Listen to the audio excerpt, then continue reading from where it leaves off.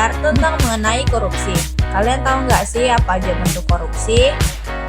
Nah, untuk menambah wawasan, kakak akan menjelaskan bentuk korupsi. Ada 7 bentuk korupsi. Apa aja sih? Jadi simak video kita sampai akhir ya teman-teman.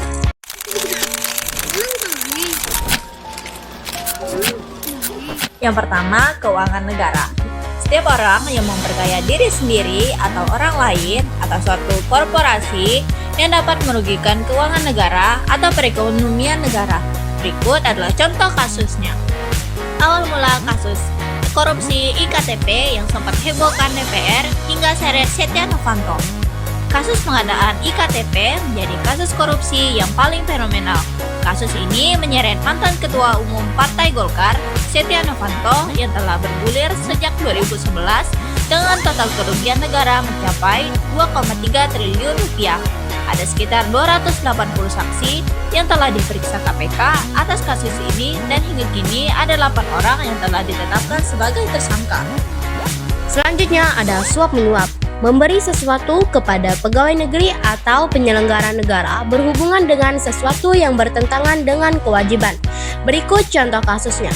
Edi Hiarish, KPK tuduh ex-Wamenkumham terima suap 8 miliar rupiah untuk hentikan perkara dan konsultasi hukum.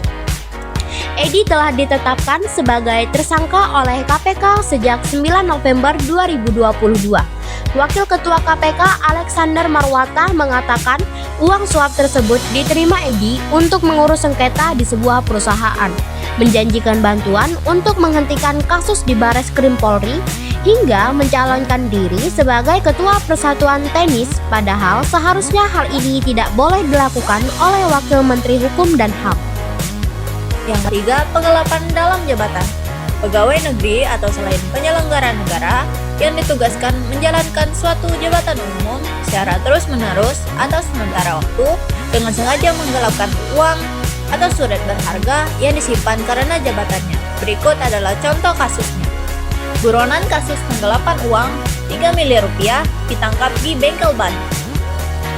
Yas menyampaikan Syamsuri merupakan terpidana kasus dugaan penipuan dan penggelapan senilai 3 miliar rupiah. Ia dituntut pidana penjara selama 3 tahun 6 bulan oleh jaksa penuntut umum. Yang keempat ada pemerasan. Penyelenggara negara atau pegawai negeri yang dengan maksud menguntungkan diri sendiri atau orang lain secara melawan hukum atau menyalahgunakan kekuasaan untuk memaksa seseorang memberikan sesuatu, membayar atau menerima pembayaran. Berikut contoh kasusnya.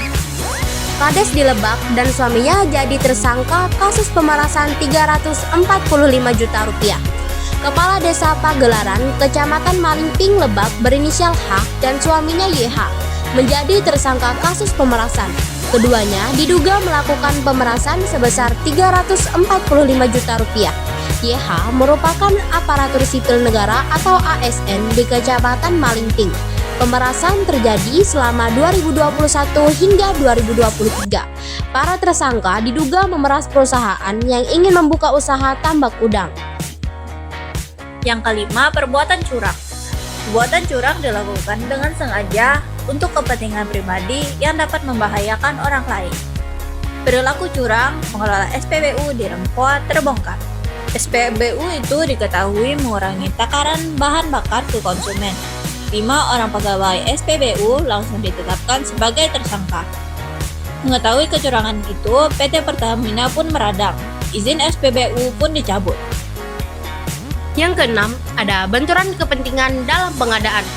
Dalam konteks pengadaan barang dan jasa, benturan kepentingan terjadi ketika individu atau pihak yang terlibat dalam pengadaan barang dan jasa memiliki kepentingan pribadi atau kelompok yang dapat mengganggu objektivitas dan berpotensi mengarah kepada ketidakadilan, penyalahgunaan wewenang, dan korupsi.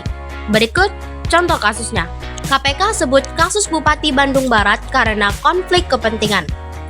Wakil Ketua KPK Alexander Marwata mengungkap bahwa seorang kepala daerah yang mempunyai kewajiban melaksanakan atau melakukan pengawasan terhadap suatu kegiatan tetapi justru ikut terlibat dalam proses kegiatan itu sendiri, melibatkan yang bersangkutan dan juga anak yang bersangkutan, menunjuk langsung kerabat dekatnya yaitu anaknya. Dari situ saja kita sudah melihat bahwa terjadi konflik kepentingan proses pengadaan sembako tersebut. Yang terakhir adalah gratifikasi. Gratifikasi adalah pemberian dalam arti luas, yakni meliputi pemberian uang, barang, rabat atau diskon, komisi, pinjaman tanpa bunga, tiket perjalanan, fasilitas penginapan, perjalanan wisata, pengobatan cuma-cuma, dan fasilitas lainnya. Berikut adalah contoh kasusnya. KPK kasus gratifikasi Eko Darmanto terkait proses ekspor-impor. Eko Darmanto diduga menerima gratifikasi dari para pengusaha impor dan pengusaha pengurus jasa kepembayaran hingga pengusaha barang kena cukai. Nilai gratifikasi yang diperoleh diperkirakan mencapai 18 miliar rupiah. Nah, teman-teman, ini dia 7 bentuk korupsi. Yang pertama ada kerugian keuangan negara, yang kedua suap menyuap, dan yang ketiga penggelapan dalam jabatan, yang keempat pemerasan, yang kelima perbuatan curang, dan yang keenam benturan kepentingan dalam pengadaan, dan yang terakhir gratifikasi. Menyenangkan bukan belajar anti korupsi? Terima kasih ya sudah menyaksikan video ini sampai akhir. Jangan lupa like, komen, dan subscribe. Sampai jumpa. Dadah!